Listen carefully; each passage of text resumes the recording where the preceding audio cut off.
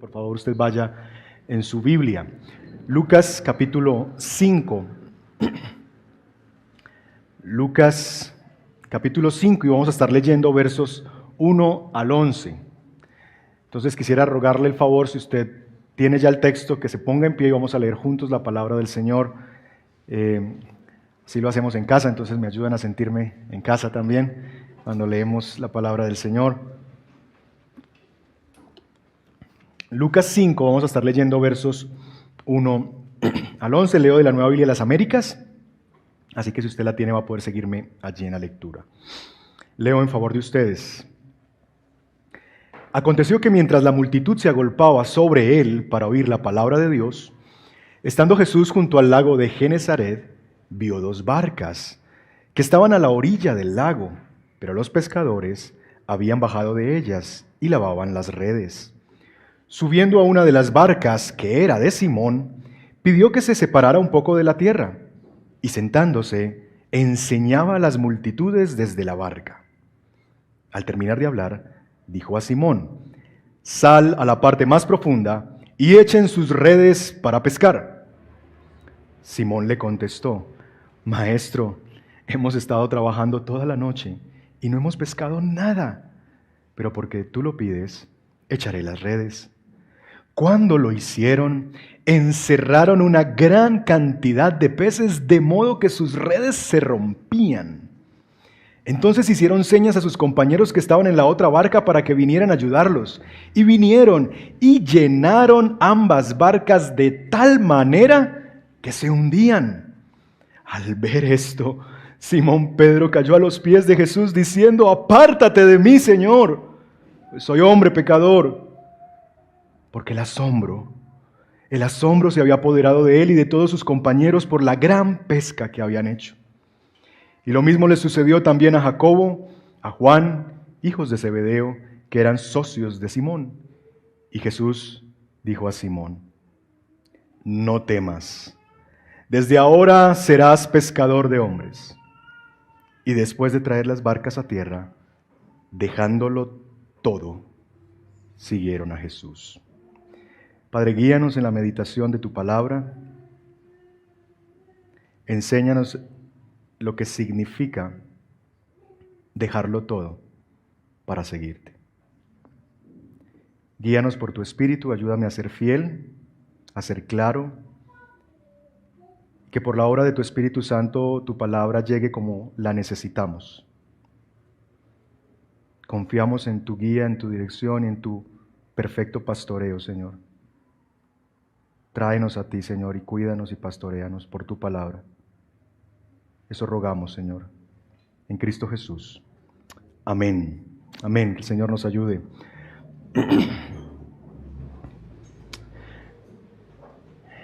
Este texto que hemos leído ha sido conocido como precisamente el llamamiento de los primeros discípulos. Pero déjenme ubicarles un poquito en el contexto. Como les decía, esta predicación hace parte de una serie, entonces quiero, en un sentido, poder, en beneficio de ustedes que no han estado en la serie, poder hablar un poquito de cómo hemos venido desarrollando y cómo se ha venido desarrollando especialmente el capítulo 4, que es el capítulo que precede a nuestra historia, para que usted tenga un poco más de contexto. El capítulo 4 narra el comienzo del ministerio público de Jesús en Galilea.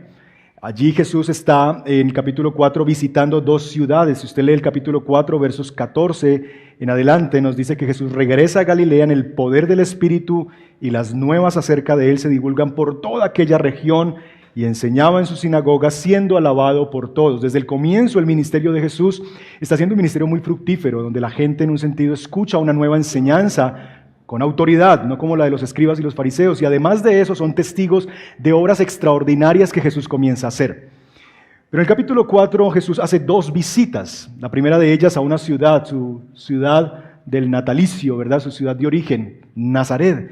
Y allí en esta ciudad donde Jesús visita Nazaret, la gente rechaza a Jesús. Si usted ve el verso 23, Jesús refiere unas palabras al pueblo de Nazaret y les dice: «Sin duda me citarán este refrán: médico, cúrate a ti mismo. Esto es todo lo que oímos que se ha hecho en Capernaum. Hazlo también aquí en tu tierra». Lo que la gente de Nazaret quiere es que Jesús haga las mismas obras extraordinarias que ya al parecer ha hecho en Capernaum. y que ellos han escuchado. Entonces esperan que si Jesús es de Nazaret, pues que aquí nos debería bendecir por lo menos de la misma manera o aún mayores. Y entonces le piden a Jesús que haga obras extraordinarias en medio de ellos. Pero Jesús les dice que no lo hará. Y miren lo que ocurre entonces en el verso 29. Y levantándose, echaron a Jesús fuera de la ciudad y lo llevaron hasta la cumbre del monte sobre el cual estaba edificada la ciudad para tirar a Jesús desde allí. Imagínense el enojo de la gente cuando Jesús empieza a hablarles a ellos y compara los bienes que ha hecho, ¿verdad? Citando el Antiguo Testamento a los gentiles y cómo ellos ahora no van a ser receptores de la gracia de Dios en el ministerio de Jesús. La gente se enoja al punto de que si no logra que Jesús haga por ellos lo que ellos quieren que Él haga, entonces Jesús no nos sirve. Cuando Jesús no hace lo que ellos esperan que haga, Jesús no sirve y lo echan de la ciudad. Jesús sale de allí, de la ciudad, pasando en medio de ellos se fue, dice el verso 30, y entonces Lucas nos narra una segunda visita que Jesús hace. Esta visita es en Capernaum, que está relatado desde el verso 31 en adelante. Allí Jesús hace obras extraordinarias. Dice el verso 32 que su mensaje era con autoridad. Hay un demonio que aparece en el verso 33 y Jesús lo reprende, le dice, cállate y sal de él. Verso 36, a la mitad del verso, dice, porque con autoridad y poder mandan los espíritus inmundos y salen. Más adelante en el verso 39 Jesús reprende la fiebre de una mujer, la suegra de Pedro, y ella es sanada.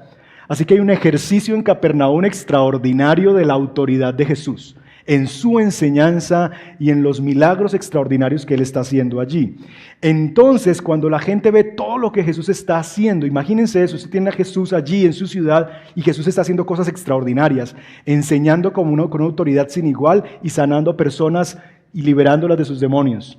La gente entonces le hace una propuesta a Jesús y en el verso 42 y 43 nos dice lo siguiente. Cuando se hizo de día, Jesús salió y se fue a un lugar solitario.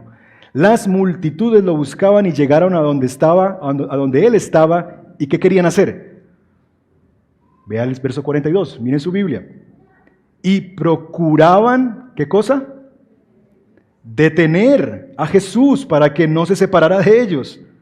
Pero Él les dijo, también a las otras ciudades debo anunciar las buenas nuevas del reino de Dios, porque para esto yo he sido enviado.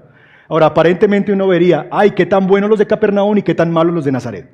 Porque los de Nazaret, cuando no recibieron lo que ellos querían que Jesús hiciera, lo echaron. Pero los de Capernaum quieren quedarse con Jesús. Pero hermanos, el corazón es el mismo. Porque la razón por la que los de Capernaum quieren conservar a Jesús es porque ha hecho todo lo que ellos quieren que Él haga.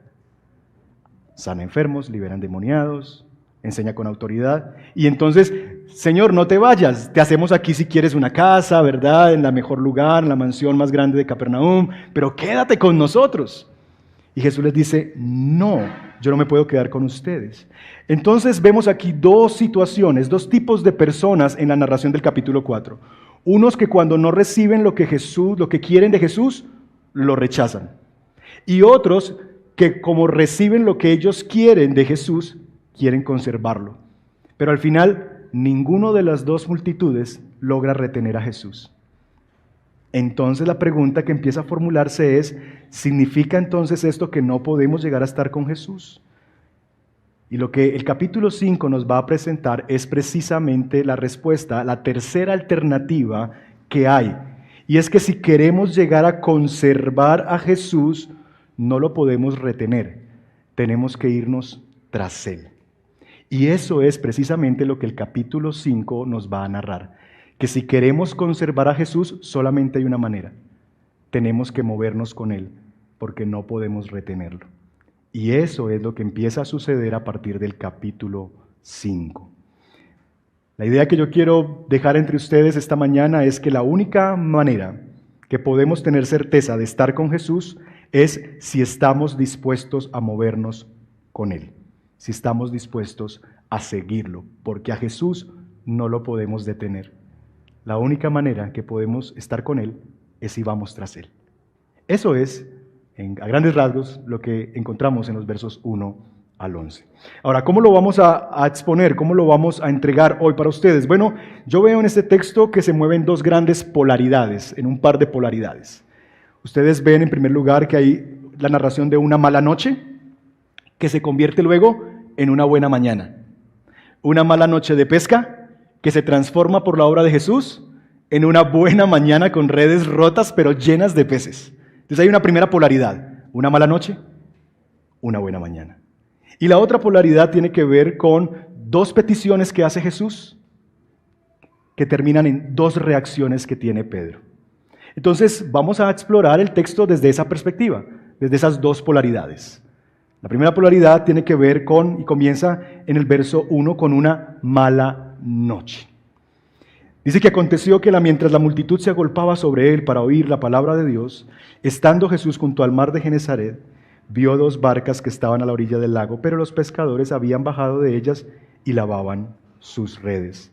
El verso 5 nos dice cuál es el estado de estos pescadores. Simón le contestó: Maestro, hemos estado trabajando toda la noche. ¿Y qué pasó? No hemos pescado nada. Nuestro texto nos ubica en el lago de Genesaret, conocido también como el mar de Galilea. Jesús ya no está enseñando en las sinagogas como lo ha hecho en el capítulo 4, porque al parecer, por lo que leemos al comienzo del capítulo 5, las multitudes son tal que ya las sinagogas se quedan pequeñas para albergar el auditorio al que Jesús está predicando. Ya las sinagogas no son su capilla, ahora el mundo y la playa y una barca es su capilla. Las multitudes quieren oírle enseñar y ya no caben en estos lugares, en estos pequeños auditorios. Tanta es la multitud que nos dice el texto que la gente se agolpaba sobre él. Otras versiones dicen lo apretujaban para escucharlo enseñar. Por lo que él está allí en la playa, la gente está una encima de otra, casi que transpirando encima de él, y él entonces necesita retirarse un poco para poder proyectar su voz y enseñar, y es lo que dice el texto que él va a hacer a continuación. El verso 2 y 3 nos dice que él se aleja un poco de la orilla, y entonces el verso 2 nos presenta la estrategia de Jesús. Dice: vio dos barcas que estaban a la orilla del lago, pero los pescadores habían bajado de ellas y lavaban las redes. Jesús ve dos barcas y las convierte ahora en su púlpito. Y le pide a estos pescadores que la alejen de la orilla porque él necesita alejarse un poco para que pueda enseñar a la multitud que se agolpa ante él. Ahora, hermanos, consideremos por un momento este relato desde el ángulo de los pescadores. La jornada de pesca ha terminado. La barca está en la playa y los pescadores están en la tierra y las redes están siendo lavadas, como es la práctica normal cuando se termina una jornada de pesca. Se lavan las redes. Pero mis hermanos, hay algo que hace dramático este momento, que es un momento parece cotidiano. Siempre se va a pescar en las noches, siempre se regresa y se lavan las redes porque se enredan con cosas y finalmente tienen que ponerlas listas para el siguiente día, para la siguiente faena. Pero este texto nos presenta un escenario dramático en la vida de estos pescadores.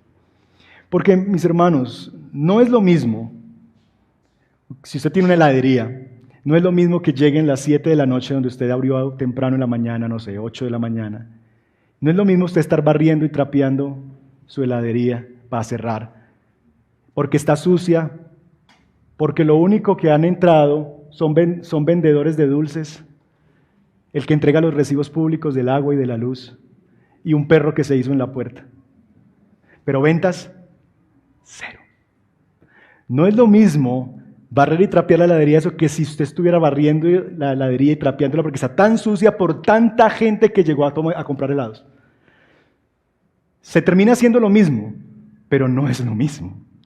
Bueno, la experiencia de estos pescadores es precisamente la primera. No han pescado nada en toda la noche. Ha sido una horrible noche de pesca. Mucho trabajo y cero fruto.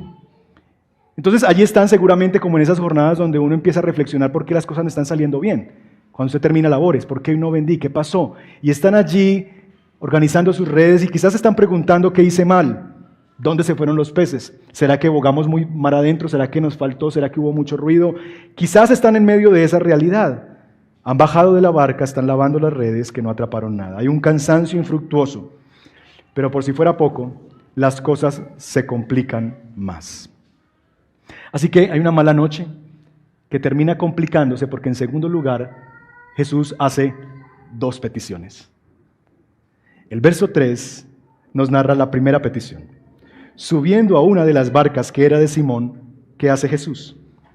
Pidió que se separara un poco de la tierra y sentándose enseñaba a las multitudes desde la barca. Esa es la primera petición. Estos frustrados pescadores se nos dicen sus nombres. En el verso 10 se nos dice que son Jacobo y Juan. Pero ustedes notarán que hay un énfasis especial en uno de ellos, Pedro. En el verso 3 aparece el nombre de Pedro. En el verso 4 aparece el nombre de Pedro. En el verso 5 aparece el nombre de Pedro. En el verso 8 aparece el nombre de Pedro. En el verso 9 aparece 2 veces el nombre de Pedro. Así que es como en esas historias que realmente esta historia tiene que ver con uno solo. Esto es entre Jesús y Pedro. Y Lucas está como haciendo un zoom in sobre Pedro y Jesús, mostrándonos precisamente algo que va a pasar más adelante en la vida de Simón Pedro. El verso 3 nos dice por primera vez que subió a una de las barcas que pertenecía a Simón y le pidió que se alejara un poco de la orilla. Hasta aquí todo parecería casualidad. Bueno, hay 2 barcas y, una de esas era de Simón, ¿verdad?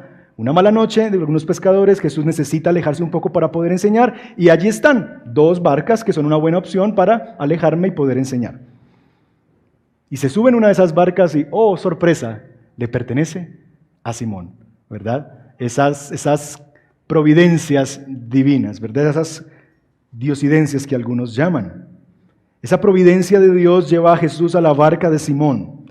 Sabemos por la narración del Evangelio de Lucas que Simón no puede resistirse a la petición de Jesús, porque Simón tiene una deuda moral con Jesús. ¿Recuerdan? ¿Cuál es la deuda moral que tiene Simón con Jesús? Jesús ha sanado a su suegra. Jesús, pocos días antes seguramente, ha sanado a su suegra. Entonces Simón está allí diciendo, ¿cómo le va a decir que no si me sanó a la suegra, verdad? Algunos dirían, pues con más razón. Pero no es lo que Simón hace. Simón se siente en una deuda moral con Jesús y entonces Jesús sube a la barca y Simón está allí en un sentido como sin poderse resistir a esta solicitud. Pero seguramente Pedro estaba allí pensando, ¿en serio? ¿Justo este día? ¿Justo después de esta noche horrible que tuve?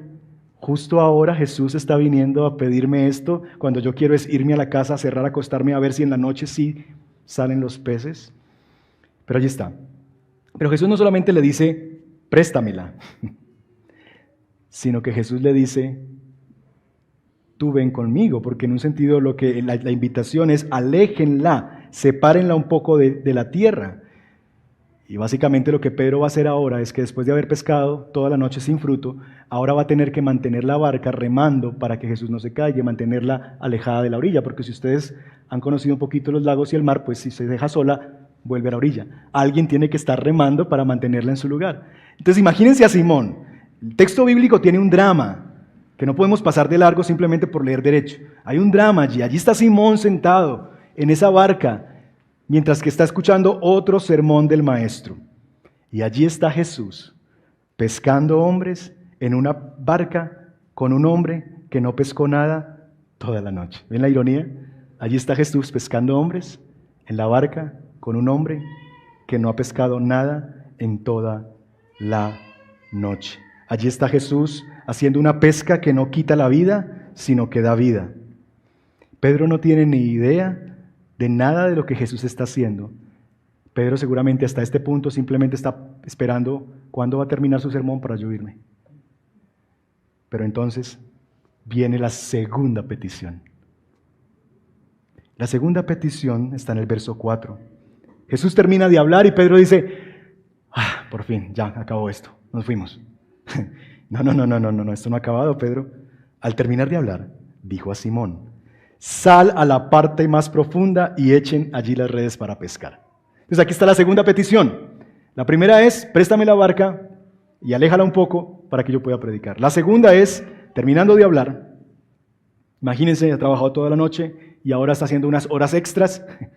Por lo menos Pedro está diciendo, ya sal de un favor por lo menos. Pero allí está, y nuevamente Jesús le dice, lleven la barca a aguas más profundas y echen las redes allí para pescar.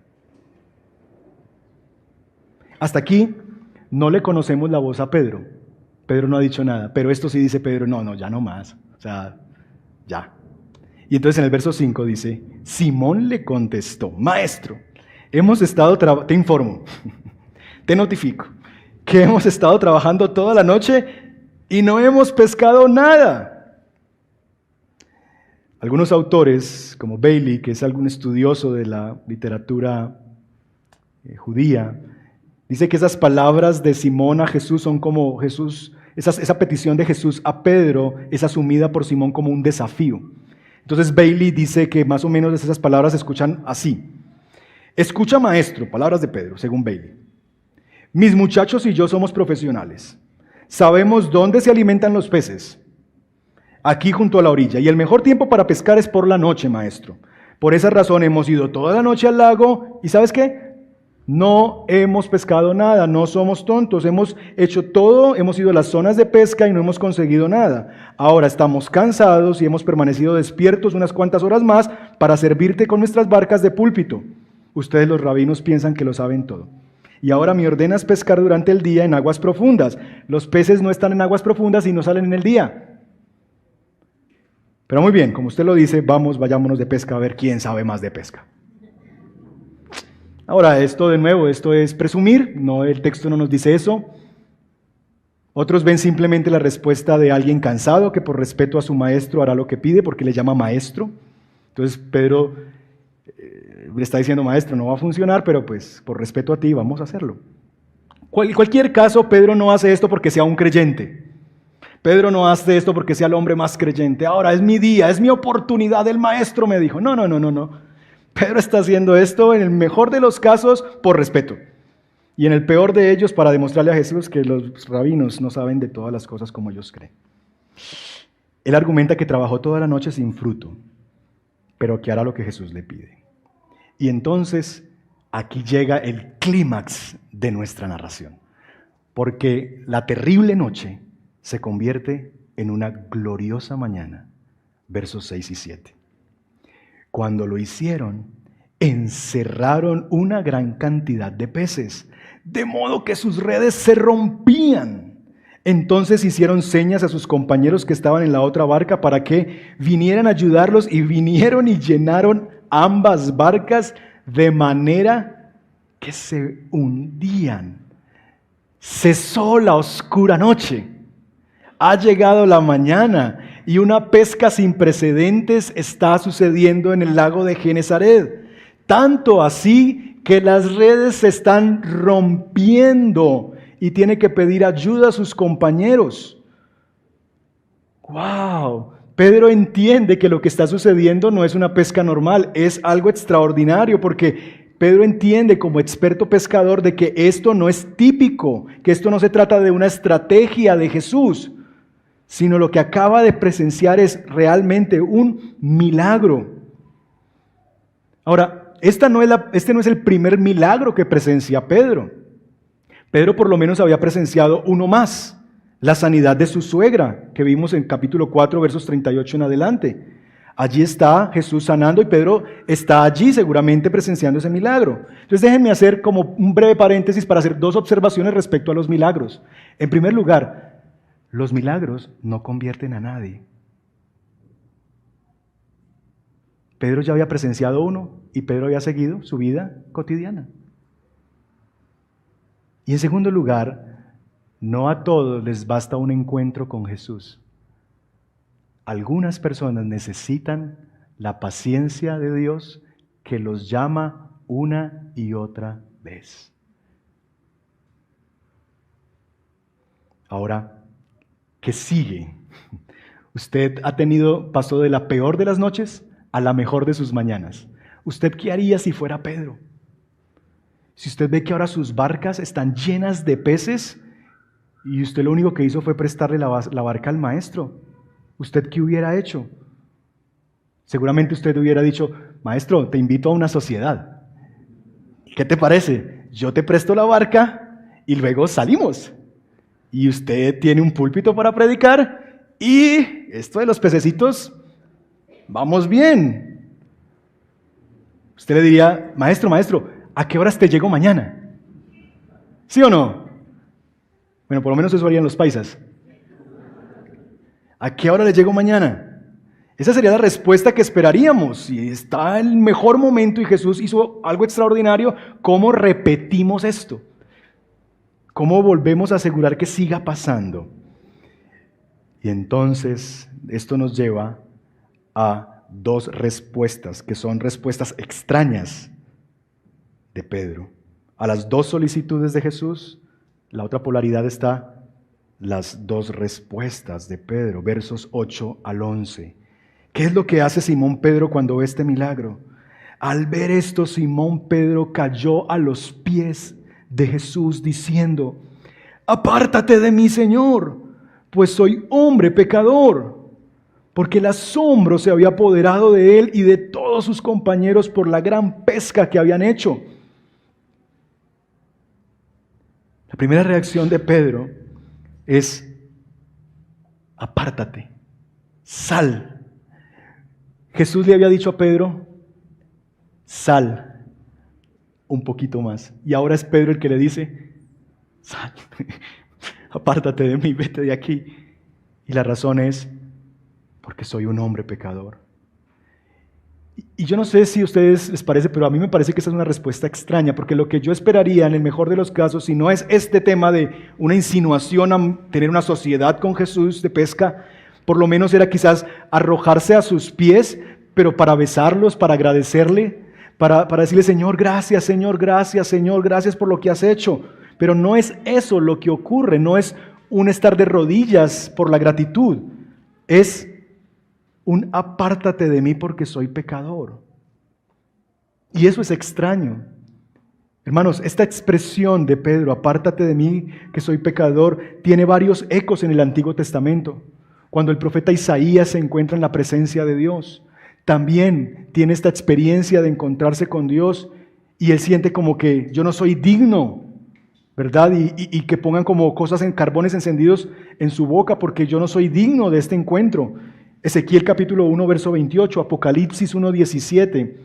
Cuando un hombre le dice a Dios: apártate de mí porque soy pecador, es porque se ha encontrado con Dios mismo. Cuando alguien expresa estas palabras es porque está teniendo, por lo menos en el Antiguo Testamento, una aparición, como una teofanía, un encuentro con la divinidad.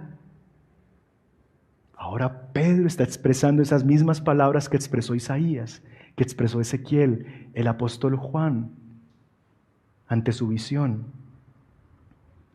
Pedro entiende que quien está delante de él es Dios mismo, es el Señor, es Dios mismo, y que ante Dios un pecador no puede estar de pie ni ante él. Por eso, como un pecador no puede estar delante del Santo de Dios, la reacción de Pedro instintivamente es: apártate de mí, Señor, soy un pecador. Jesús le dice a Pedro que no tema, porque desde ahora en adelante será un pescador de hombres. Y entonces Jesús le entrega a Pedro una nueva vocación por la cual habrá de vivir de ahora en adelante. Lucas nos dice entonces que ellos trajeron las barcas a tierra, ¿verdad? Y que dejándolo todo, siguieron a Jesús. Y esa es la segunda reacción de Pedro. En el verso 11 dice que después de traer las barcas a tierra, hay otra reacción de Pedro. Dejándolo todo, siguieron a Jesús. Lucas nos está narrando que ellos traen de nuevo las barcas a tierra, pero ahora abandonan esas barcas. La historia inicia con barcas en tierra, sin nada. La historia termina con barcas en tierra llenas de fruto, pero ahora abandonadas. ¿Cuál es el punto de esta historia? ¿Cuál es el punto de este relato? ¿De qué se trata esta historia? ¿De qué se trata esta escena de este encuentro glorioso de Jesús con Pedro? Noten en primer lugar que Jesús no le está invitando a Pedro a que abandone todo. Jesús va a hacer eso más adelante. cuando invita a un hombre a seguirlo, ven, sígueme. Y este hombre le dice, déjame ir a la casa de mi padre, ¿verdad? Y enterrarlo. Jesús le dice, no. Pero en esta ocasión Jesús no hace ninguna invitación. Jesús no le dice a Pedro, tienes que dejarlo todo para que me puedas seguir. No, Jesús no dice nada. Esta historia, mis hermanos, no se trata de cómo Jesús ama a Pedro al proveerle para sus necesidades. No, esta no es la historia de, cuán grande es el amor de Jesús, que vio a un pobre pescador que no había pescado en toda la noche, y el amor del Señor es tan grande que le dio comidita al otro día. No, de eso no se trata esta historia. ¿Por qué? Porque las barcas se abandonan con todo lo que hay ahí. Así que la provisión no es el punto de la historia. Esta no es la historia de la prosperidad que le aguarda a los que confían en los mandatos de Jesús y lo obedecen. Eso sería un muy buen sermón, ¿sí o no? Esta es lo que le sucede a los que cuando escuchan las órdenes de Jesús, salen mar adentro y regresan con las barcas llenas. No. Esta no es la historia de la prosperidad que viene para los que obedecen las órdenes de Jesús. ¿Por qué? Porque la pesca es abandonada, porque la pesca es dejada, porque al igual que la barca, al igual que el negocio, al igual que todo es dejado. La historia no se trata ni de la provisión ni del amor de Dios al proveer a Pedro. La historia no se trata de las recompensas de los que obedecen las instrucciones de Jesús, porque la mirada no está puesta en la provisión. De hecho, al final sorprende que lo dejaron todo. Entonces, ¿de qué se trata esta historia? Esta historia, hermanos, se trata del valor incalculable de Jesús. Del valor incalculable de Jesús. Pedro, a diferencia de los de Nazaret, no tenía expectativas de que Jesús le diera una gran pesca. En ningún momento Lucas infiere que Pedro está diciendo, no, prestémosela porque es que de pronto me va a dar una buena pesca, hagámosle. No, todo lo contrario, pero ese maestro, no, ya lo hemos intentado, tranquilo.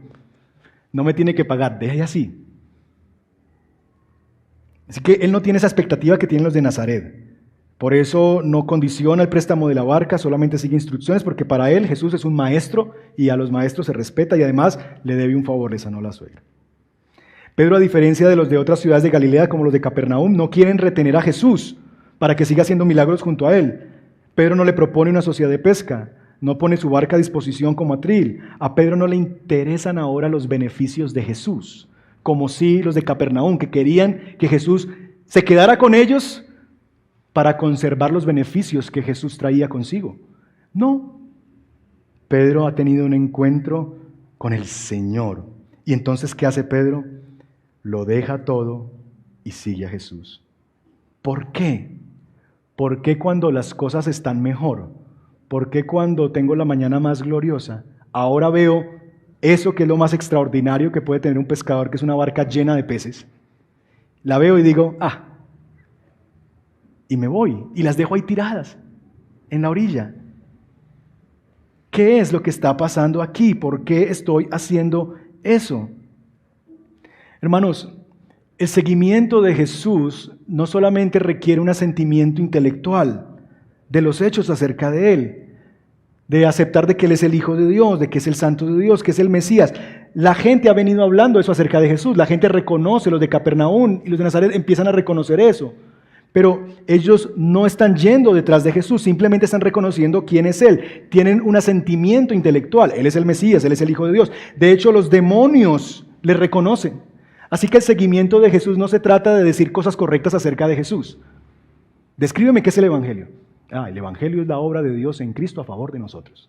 Que Él vino, vivió la vida perfecta que no podíamos vivir, murió en la cruz del Calvario, resucitó al tercer día, está sentado a la diestra del Padre, y todos aquellos que se arrepienten de sus pecados y confían en Él, entonces vienen a la vida.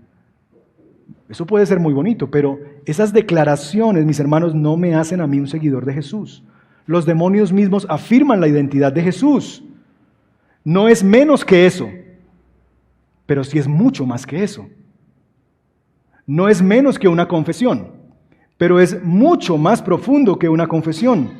El seguimiento de Jesús requiere una fe que no solamente sabe quién es Él, sino que lo llega a estimar como lo más valioso, lo más bello, lo más extraordinario, por el cual no importa lo que signifique dejar, vale la pena completamente todo con tal de ganarlo e ir tras Él.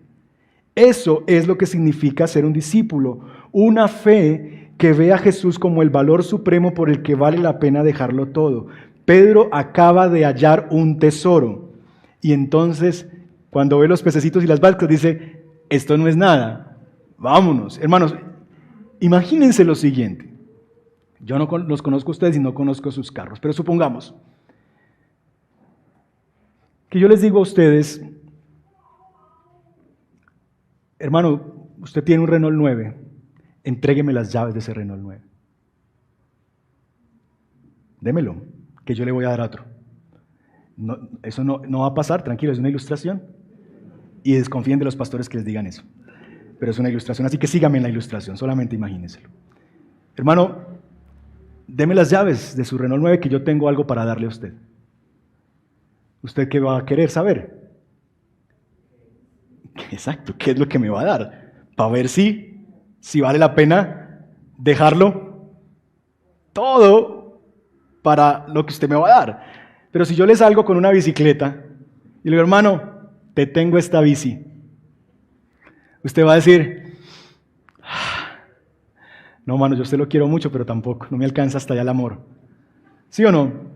Porque cuando usted ve lo que pierde en comparación de lo que gana, no vale la pena. Pero si yo le digo, deme su Renault 9, y yo tengo parqueado allí una Lexus, ¿verdad? O un Lamborghini de última generación, que Messi lo devolvió porque no le gustó el color, pero se lo personalizaron a Messi. Y yo le digo, mano, deme su Renault 9 que yo... ¿Usted qué va a decir? Haga lo que quiera con esa chatarra de carro. ¿Por qué? Porque lo que halló ahora, en comparación de lo que usted está dejando, es nada. El título de este sermón es una pregunta. ¿Lo vale Jesús? ¿Lo vale Jesús? ¿Jesús vale todo como para estar dispuestos a dejar lo que sea con tal de ganarlo a Él? Encontrar a Jesús y verlo a Él como el valor supremo por quien vale la pena dejarlo todo. ¿No fue esa la experiencia del apóstol Pablo en el texto que leíamos esta mañana? Filipenses 3, versos 7 al 9. Pero todo lo que para mí era ganancia, lo he estimado como ¿qué?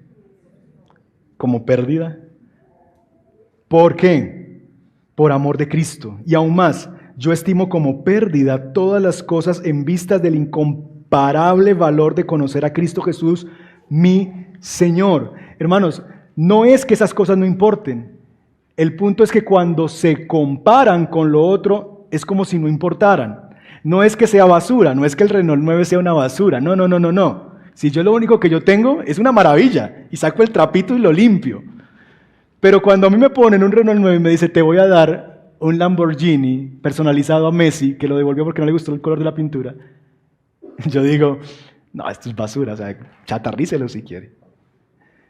¿Por qué? Porque hallé algo que es mucho más valioso. Entonces, hermanos, el seguimiento de Jesús no es ningún sacrificio. O ese hermanito que deja el Renault 9 está pensando, ay, mi Renaultito, ¿dónde estará? ¿Qué habrá sido la vida? Yo hice un gran sacrificio, hermanos, cuando dejé mi Renault 9. ¿Ustedes se imaginan a ese hermano así? En una reunión de hombres dando testimonio, hermanos, un día yo tenía un Renault 9, pero yo lo entregué por la causa. No, ahí hay cero sacrificio. Porque es que lo que hallé es mucho más extraordinario que lo que dejé, hermanos. Si yo vivo la vida cristiana asumiendo que yo hice un gran sacrificio, dejé grandes cosas, todavía no he conocido a Cristo. Estoy raspando en la superficie, porque todavía creo que dejé demasiado. Y que Cristo, sí, gané a Cristo. No, mis hermanos, quien realmente conoce a Cristo, sabe que seguir a Cristo no implica un gran sacrificio. porque vendí todo lo que tenía, compré un terreno porque hay un tesoro que vale muchísimo más. Esa es la experiencia de un discípulo de Jesús. Pero hermanos, hasta que el valor de Cristo no sea magnificado en mi corazón, todo abandono por su causa será visto como un sacrificio.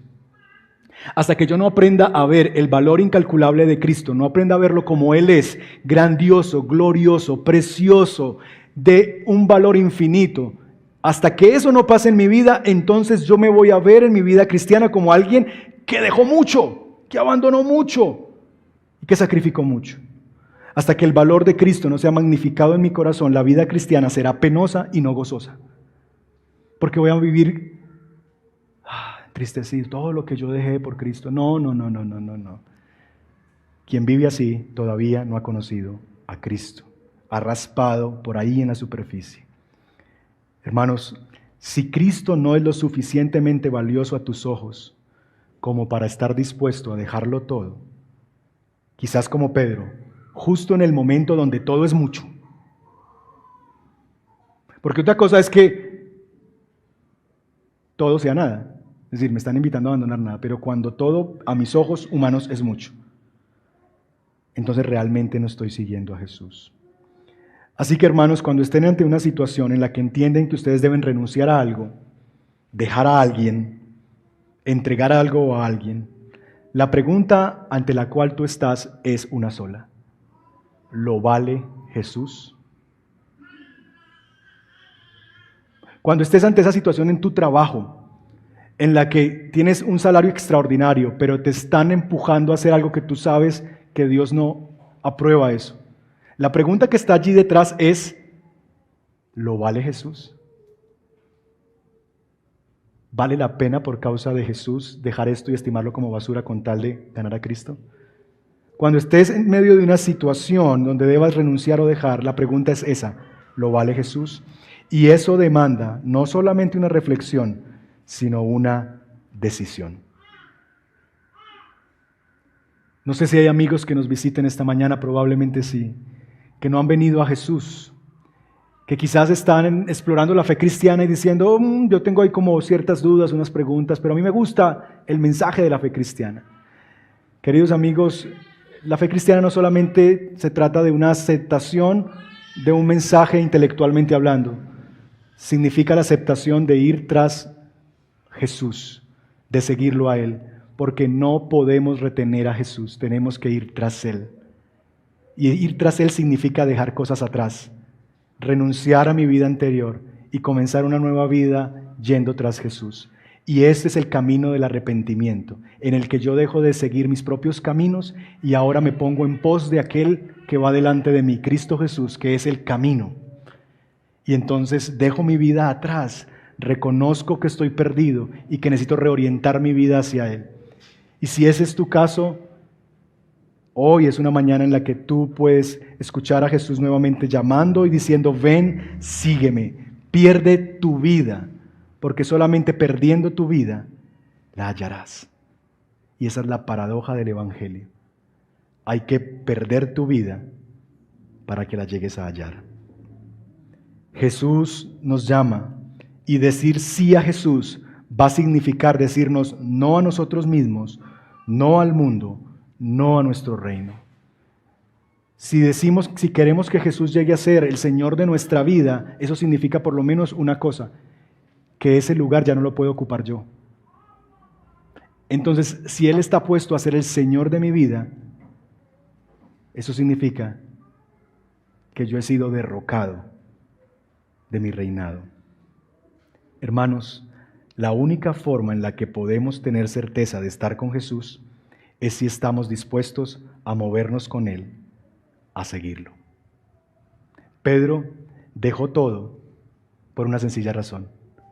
Halló a alguien infinitamente más valioso que la más grande pesca que haya obtenido en toda su historia como pescador.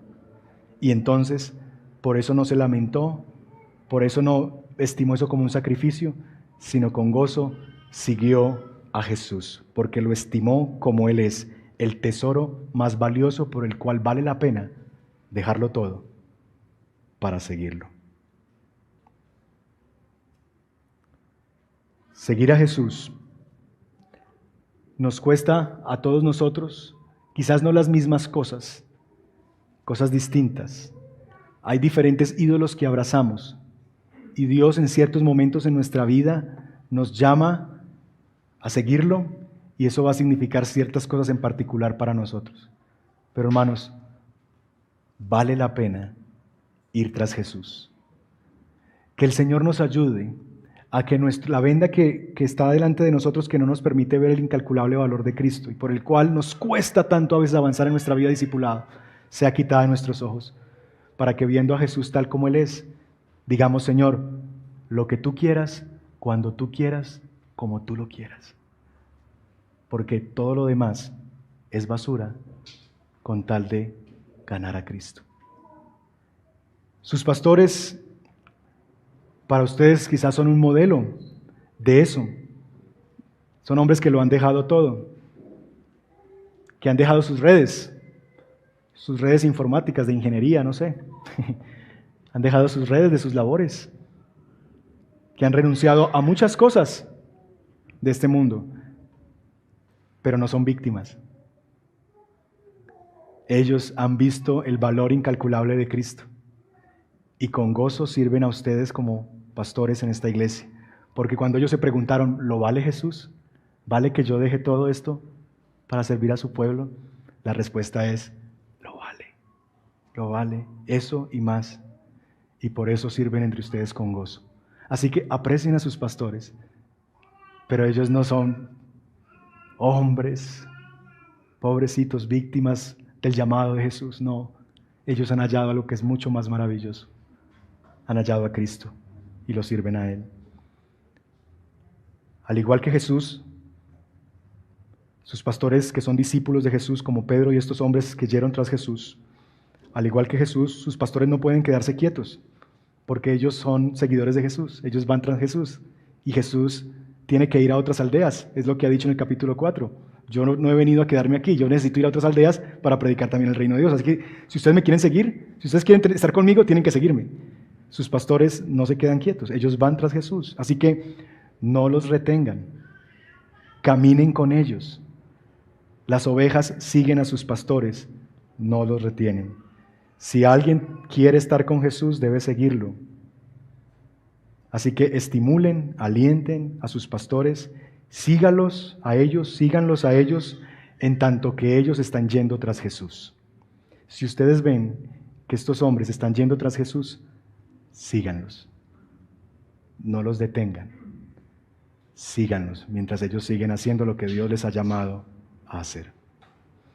Es mi oración, hermanos, por ustedes esta mañana, que ustedes puedan evaluar su propio discipulado, y si usted se ha metido en una mente de tristeza, de pobreza espiritual, como quien dice: ay, no, es que yo he hecho tantos sacrificios, que usted abandone ya eso, que no piense que usted ha perdido mucho. No, usted ha ganado mucho, y lo que usted ha ganado es infinitamente mayor a cualquier cosa que usted ha tenido que renunciar por causa de Cristo. Y si fuera poco, Jesús es suficiente como galardón y tesoro, pero como si fuera poco, hay tesoros y galardones esperándonos más allá de la gloria, aguardando a aquellos que caminamos con fidelidad detrás de nuestro Maestro. Así que no agaches la cabeza como un pobre seguidor de Jesús. Deja con gozo lo que tengas que dejar, abandona con alegría lo que tengas que abandonar, porque has ganado el tesoro más valioso que alguien puede hallar: Cristo Jesús. Cierren sus ojos y vamos a orar.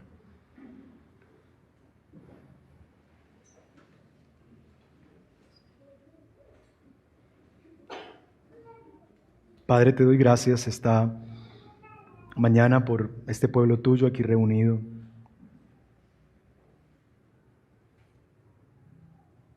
Esta historia, Señor, como hemos dicho, no se trata de cómo tú bendices la obediencia cuando seguimos instrucciones tuyas, aunque tú nos bendices cuando obedecemos, pero ese no es el punto de esta historia. El punto de esta historia tampoco es el amor de Dios que provee a pobres pescadores que no tenían que llevar a su casa. Aunque es verdad que tú provees generosamente, Señor, al mundo, das pan al que come, Señor, semilla al que siembra, porque eres infinitamente generoso. Pero el punto de esta historia El punto de esta historia tampoco es, Señor, el sacrificio que hay que hacer por seguir a Cristo. No, no, no, porque al final de cuentas, Señor, lo que vemos aquí es el incalculable valor de encontrarnos contigo, por el cual la cosa más extraordinaria que hasta ese momento tenga delante de mis ojos se convierte en basura con tal de lo que ahora yo he encontrado y he ganado. Y de eso se trata esta historia, del valor incalculable de hallar a Cristo, por lo cual dejarlo todo no es nada, porque he ganado infinitamente algo mejor. Pero solamente será así, solamente se sentirá así, solamente lo veremos así, cuando aprendamos a ver a Cristo como lo que realmente es, un tesoro extraordinario por el cual lo vale todo. Yo no sé qué significa eso para mis hermanos, pero tú sí. En su momento de vida, en qué momentos, en qué encrucijadas están en las que tienen que preguntarse, ¿lo vale Jesús? Y requiere una decisión de parte de ellos en su seguimiento detrás de Cristo. Y yo te pido, Señor, que cualquier cosa que eso signifique para mis hermanos, el abandono de una posición, el abandono de una relación, dejar algo, perder algo que sabes que tú les estás demandando, Señor, que cualquiera que eso sea, yo te ruego que les des la gracia de encontrarse contigo como Pedro, de verte como lo que tú realmente eres, y que vayan a tus pies, Señor, y prefieran abandonar cualquier cosa con tal de nunca perderte a ti. Haz esa obra por tu Espíritu en nosotros, mientras seguimos tus pisadas. Te damos gracias. Ayúdanos a caminar con gozo, Señor, en nuestro discipulado. Ayúdanos a vernos como personas sumamente privilegiadas.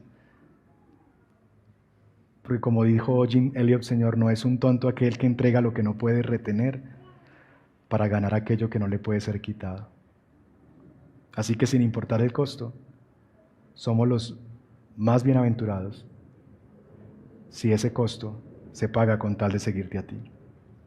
Te alabamos, te bendecimos, oro por esta iglesia. Te pido que les sigas ayudando a ser una iglesia que está en movimiento, porque tú nunca te quedas quieto. Tú sigues salvando y te sigues moviendo, y te doy gracias por las maneras en las que esta iglesia es dinámica y se mueve, alcanza no solamente su comunidad, sino está pensando en La Guajira y está pensando en otros lugares.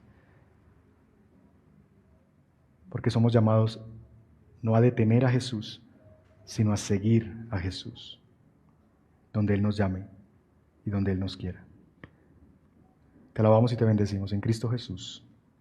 Amén.